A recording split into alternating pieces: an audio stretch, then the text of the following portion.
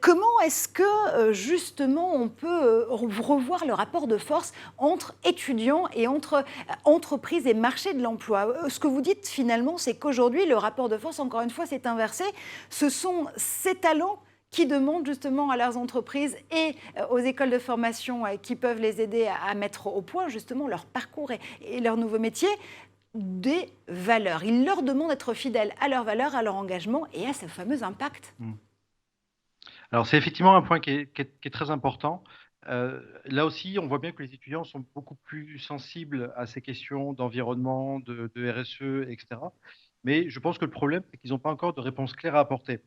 Donc c'est-à-dire qu'ils sont en train de prendre conscience des enjeux, notamment environnementaux, mais je vois aussi beaucoup dans les échanges, il y a aussi beaucoup de sujets qui sont encore très éloignés de leurs préoccupations. Si on parle par exemple d'inclusion numérique, de handicap, de handitech, d'éthique, de respect de la vie privée, c'est des choses auxquelles en fait ils n'ont pas forcément conscience.